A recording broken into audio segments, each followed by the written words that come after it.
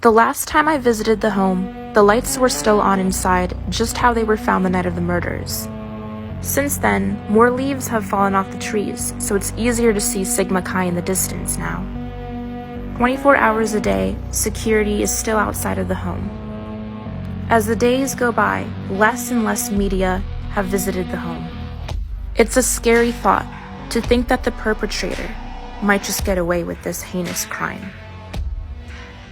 I'd like to give a quick update to the community.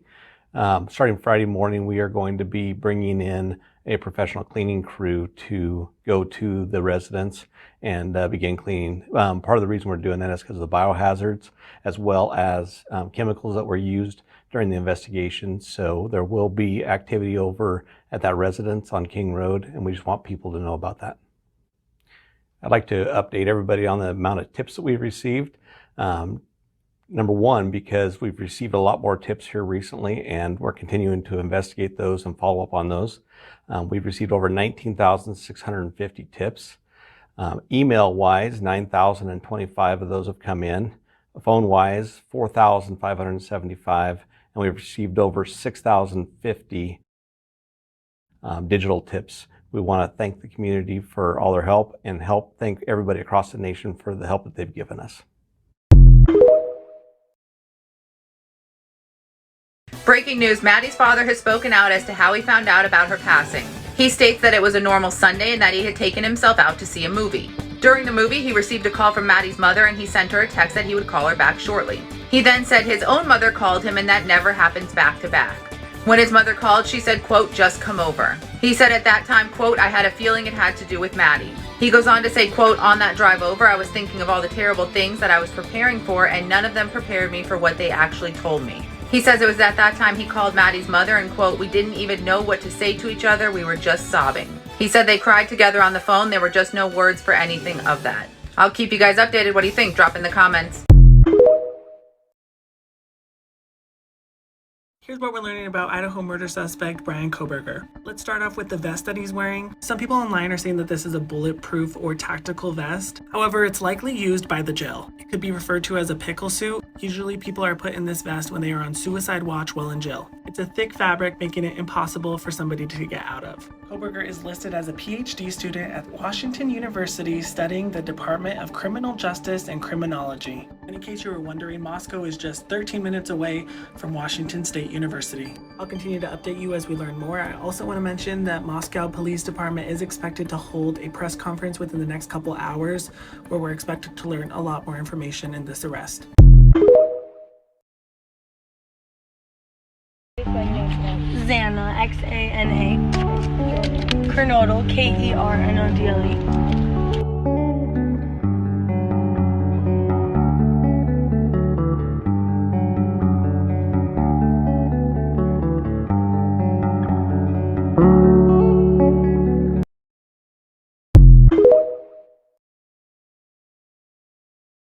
I'm about to play a clip for you where reporter Bryan went on scene to the house where Bryan Kohberger was arrested.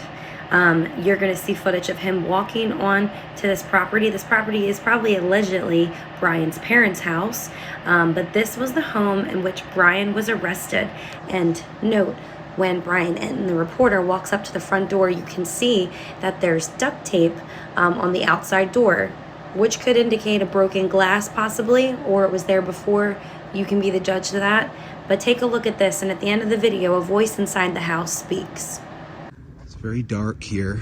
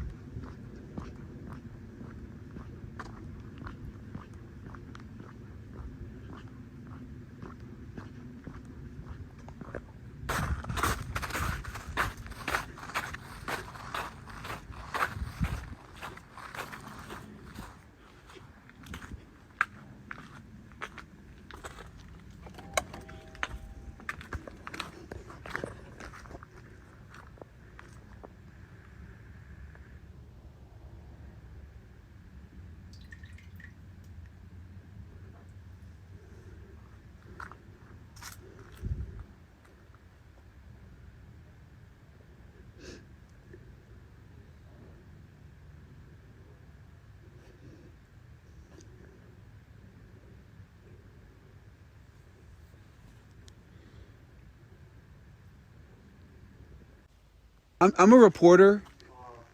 Get off my property. It's private property. Is there anything you can say about Bryan? You need to get off my property very quickly. Okay, thank you.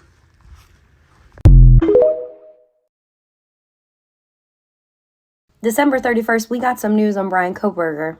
We were waiting to see what he would decide, whether he would want to stay in Pennsylvania on the 3rd, which is Tuesday, for that hearing, or be extradited back to Idaho. And guess what Bryan decided? He intends to waive this hearing to expedite his transport back to Idaho. And comically enough, right above my head, you see it says, Mr. Kohberger is eager to be exonerated of these charges and looks forward to resolving these matters as promptly as possible. And in other news, in case you missed this, because it seems a lot of commenters have missed the meat and potatoes, let me read something for you also. Here we go. He drove across country in a white Hyundai Elantra. Let me say that again.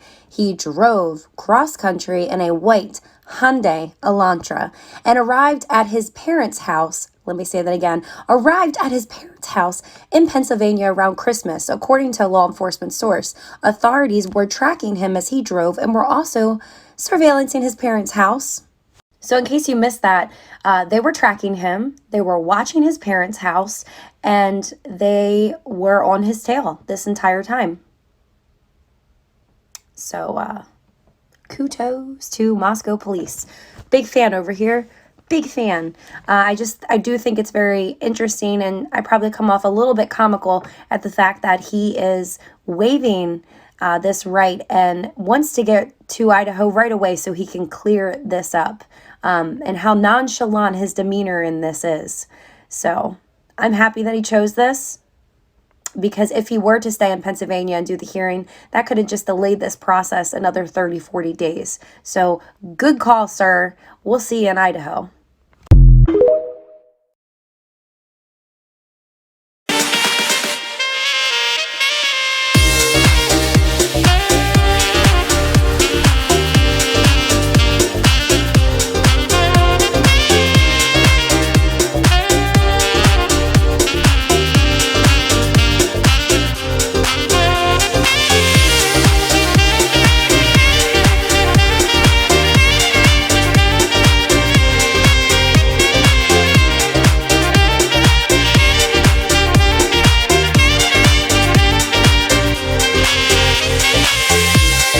Breaking news, the attorney representing Bryan Kohberger has spoken out. Take a listen.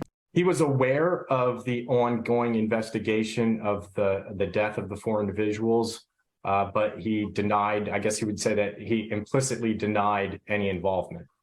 Did he kill these 4 students?